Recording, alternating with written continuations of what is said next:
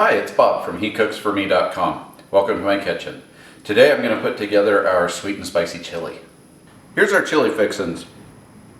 It looks like lots of stuff goes in here, but most of it just gets poured in all at once and you don't have to worry about it at separate times, so it's not quite as overwhelming as it seems.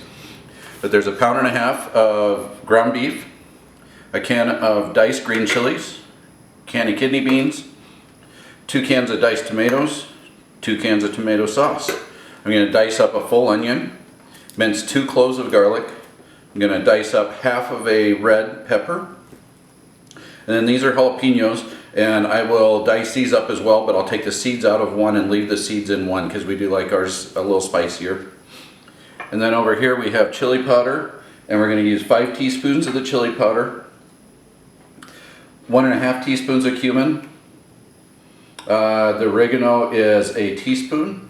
And then a teaspoon of black pepper, a teaspoon of salt, and a half a cup of brown sugar, and that's what makes it sweet. So I got all my sous chef work done. I cut up my red bell pepper. You can see those are pretty good sized chunks. It's just kind of rough chop. The onions are about the same, maybe a little bit smaller than what the peppers were. These are the jalapenos. They're really diced up small because you don't want a big bite of jalapeno or it's really strong. The minced garlic. This is all my dry ingredients, so that oregano, the salt, pepper, cumin, and the chili powder, and then the brown sugar. We're going to start by grilling the onions just a little bit, and then we'll throw the ground beef in with it. So I cooked the onions. This is an 8-quart stock pot. This will be plenty big for our chili. And I cooked the onions in that for probably about 10 minutes they've been on. You don't have to put anything with them because they create their own juice as they're cooking. But you want them to get to about this point where they're starting to look translucent, but you don't want any yellow or any brown, no burning, no anything on it. So you do need to stir it quite a bit while you're doing your 10 minutes. Now I'm just going to scoot it all to one side, and I'll put my ground beef down on the bottom of the pan so it can cook, and then I'll start moving the onions over the top of the ground beef and chopping it up into little chunks as it cooks through. So I have my ground beef down in there. I did just a rough chop on it while it's raw. That's about what you can do just so you can get the sides open up to the heat. I stirred those onions in a little bit. Those will get stirred in more and more and more as we go. And then as the beef cooks, I'll keep doing a chopping on it. I'm using an actual beef chopper. This is a cool old tool that Renee got me. But it does a really good job of chopping into that meat and cutting it up into pieces. If you don't have one of those, a spatula works as well. You just keep chopping and making them smaller and smaller. So right now it's just hamburger and onion.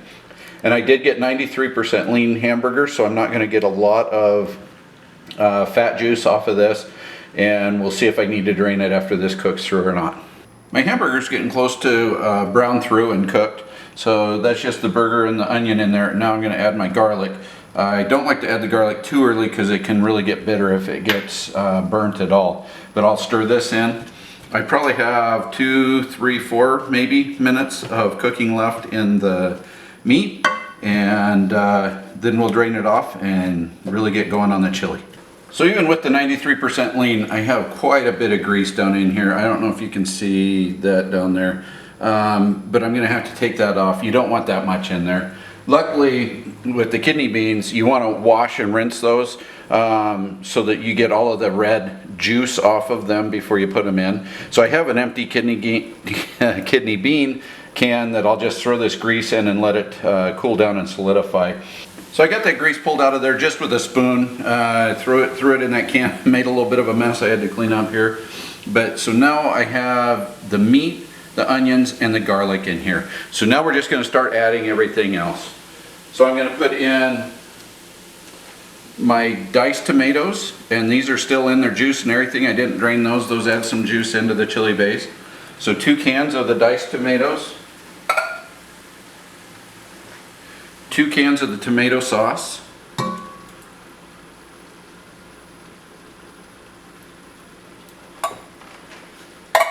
And now I'm going to give it a little stir so that the meat isn't just sitting on the bottom of that pan. It'll mix in with that sauce so that it has some cushion as well and we don't get any burnt spots in it.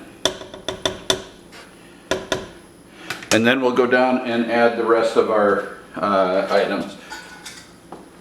So here are those kidney beans that I drained and rinsed. The diced green chilies, and I did drain these. A little bit of their juice is fine, but you don't want a whole lot of it.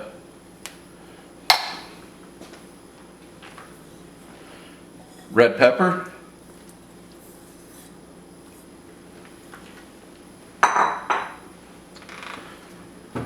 Jalapeno, and you can see some of those seeds still in that jalapeno. We left seeds in one and took it out of the other. If you don't like spicy, take the seeds out of both.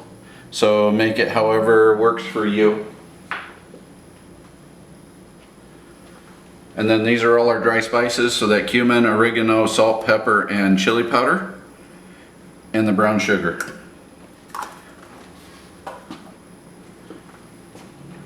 And now I'll just mix all of this in together and let it simmer. And I'll let it simmer for probably 20 to 30 minutes just to get all warm through, and so that all those flavors can join together in the pot to make a single flavor instead of all the separate flavors.